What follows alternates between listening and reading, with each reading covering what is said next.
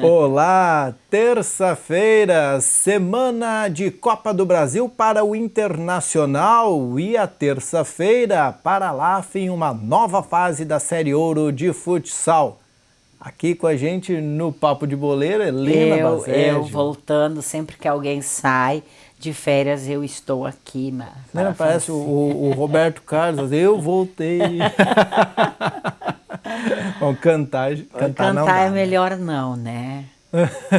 Bom, é bom falar que já que temos esse jogo, vamos começar falando da LAF, já que temos esse jogo hoje ainda, pela Série Ouro de Futsal, Helena, uma nova fase, recomeça de novo para a LAF, aí os dois melhores seguem avante, né? Essa nova fase, sem os jogos da Liga Nacional, que a LAF já encerrou a sua participação na Liga Nacional, dá um alento para o time lajadense que está com sérias dificuldades financeiras. Isso não é novidade para ninguém. Uma viagem para São Paulo custa muito caro. Então, aqui no Gauchão, a LAF está bem, está muito bem. Aliás, na Liga Nacional, mesmo com todos os problemas, em nenhum momento o time fez feio. Não levou goleada expressiva, encarou os grandes times de igual para igual. E agora no Gauchão, de cara, pela segunda fase, já pega o Atlântico lá em Erechim. São dois grupos de 5, passam os dois primeiros para a semifinal. E aí a gente está na expectativa como é que o time vai reagir agora com foco apenas no Gauchão. Bom, e para quem não tem noção, pegar o Atlântico lá em Erechim é quase jogo de Liga Nacional, né? Porque o Atlântico está entre os melhores, né? Jogo de Liga Nacional, mas assim, a LAF tem um retrospecto muito bom contra o Atlântico de Erechim. A LAF se agiganta quando é contra adversários maiores. E a gente fica na expectativa. Saíram muitos jogadores importantes. A LAF não está prendendo os jogadores que querem sair justamente por causa dessa situação. Eles se destacaram novamente, apesar da má campanha, receberam propostas e a LAF não se sente no direito de pedirem para eles ficar, até porque não cobre a proposta salarial. Então ela está liberando. Agora recentemente saiu Batalha, Lucas Selba, e aí estão repondo com valores aqui da região, mas assim, não é só a LAF que está com problemas nesse gauchão. O time de Cachoeira não ganhou nenhuma até agora, entende? Então, dá para fazer frente assim. O problema sempre é Atlântico, a CBF, a Soeva, mas a LAF sempre vai bem aqui no nosso campeonato e eu acho que dá para beliscar uma das vagas. E era uma ideia e uma possibilidade ter mantido, né? Ficado só aqui talvez. Porque esse ano eu acho que dava para sonhar com o título. Mas se tentou, né? E aconteceram muitas coisas que não estavam previstas. Não é só o esporte que está sentindo essas dificuldades. A gente vê dificuldades em todos os setores. E o esporte é um dos primeiros que sente porque se corta o que é menos necessário. Por exemplo, no momento de cortar uma despesa, corta-se aquela que é menos importante na visão de alguns, né? Então, mas eu confio na LAF, no grupo que ficou. O Giba está aí firme, dignamente trabalhando, então acho que a gente tem que ter um pensamento bem positivo. Falar em esporte, vamos dar uma olhada no gol que o Internacional marcou contra o Sport Recife. Foi um gol de pênalti do Seiras que deu um empate para o Internacional no fim de semana. Vamos repetir, a gente já mostrou ele ontem, mas vamos mostrar para poder começar a falar do Internacional.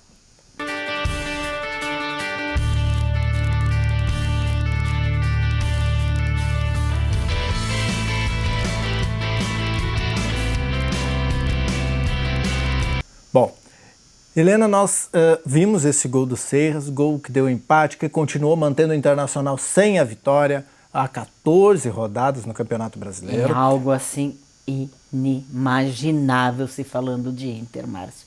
A situação é bem preocupante. Quando tu começa a ver na divulgação que começa a se fazer cálculos da probabilidade de rebaixamento, é porque a coisa está feia. Eu não me lembro na minha época de ter visto o Inter 14 jogos sem vencer. E tu acredita que há possibilidade de ser um Internacional diferente na Copa do Brasil amanhã, quarta-feira, contra o Fortaleza? Verdade que o adversário é mais ou menos, mas o Inter tem sofrido, né? É Série C, mas assim, eu acho que o problema não são mais nem os adversários.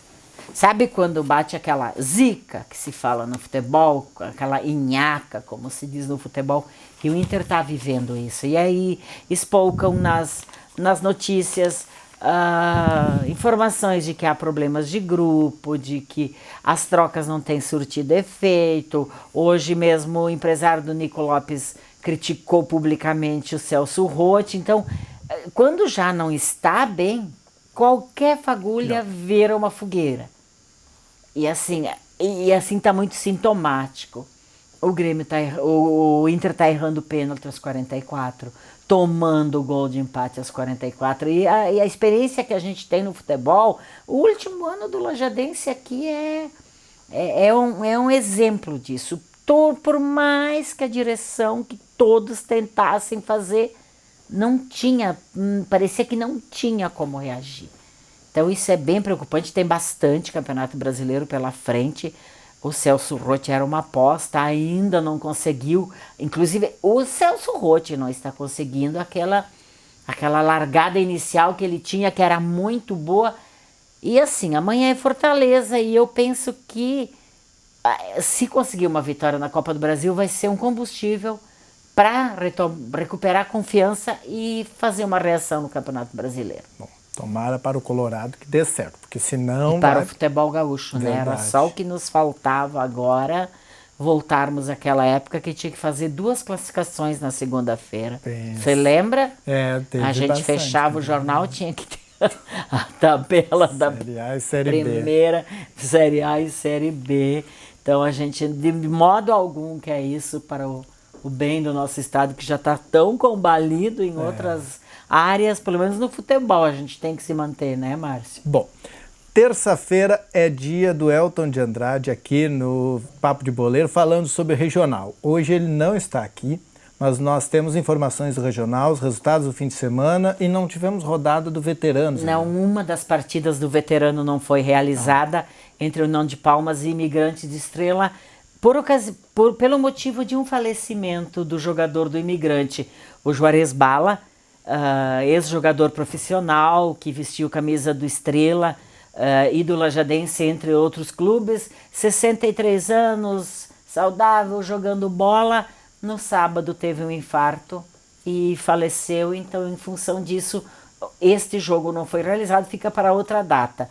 Então os outros 3 do veterano saiu e aí esse jogo fica para outra ocasião. Isso aí. Bom, vamos aos resultados então de titulares e aspirantes. Nos titulares em Colinas, o Rio-Grandense perdeu por 5-1 para o 11 Amigos. Em Arroio do Meio, o Amigos perdeu, o pessoal de casa perdendo. Essa rodada aí, os visitantes foram meio danados. Isso aí, a CESP 1-0 em cima do Amigos. Em Teutônia, a Imoré em cima do dono da casa, Ouro Verde, 3-0. Folgou o 25 de julho, que é o campeão, né? Que é lá de Cruzeiro do Sul, Picada Aurora. Em Teutônia, Saideira 3, o meus danados lá de Taquari 3 também. Danados, gostei desse nome. Bom Retiro do Sul, Rude-Bar 1, Fluminense 1. E Marques de Souza, aí, dono da casa, venceu o Brasil 1, Ser São Cristóvão 0. Folgou o Imigrante. Em Brochir, 2-2, Juventude e Forquetense. Venâncio Aires, Monterrey 0, Ecas também 0. Em Capitão, 7 de setembro 4, Arroio Alegrense 0. Folgou no Navegantes. Em Taquari, Colorado 1 e Canarinho também 1. Em Lajeado, União Campestre 2, Rui Barbosa 0. E Westfália, Juventude de Berlim 1 e 1 também para Ribeirense. Nos aspirantes, em Colinas deu 4-0 para 11 Amigos em cima do Rio-Grandense. Em Arroio do Meio, a CESP e Amigos ficaram em 1-1. Em Teutônia, a Imoré 4, Ouro Verde 0. Em Teutônia também, Saideira 2, Danados também 2, novo empate. Em Bom Retiro do Sul, 7-1 para o Rude-Bar em cima do Fluminense. Resultado que nos traz uma péssima memória. 7-1. Em Marques de Souza, Ser São Cristóvão 3, Brasil 1. Em Brochir, Juventude 1, Forquetense 2. 2-1 para o Forquetense. Em Venâncio Aires, outra goleada 8-0 para o Monterrey em cima do Ecas. Em Capitão, 7 de setembro, 3, Arroio Alegrense 3, em Taquari, Colorado 3, Canarinho 3 e Lajeado, União Campestre 2, Rui Barbosa também 2. Aí, finalizando em Westfália, Juventude 1, Ribeirense também 1, os resultados do fim de semana. Esta foi a penúltima rodada da classificatória.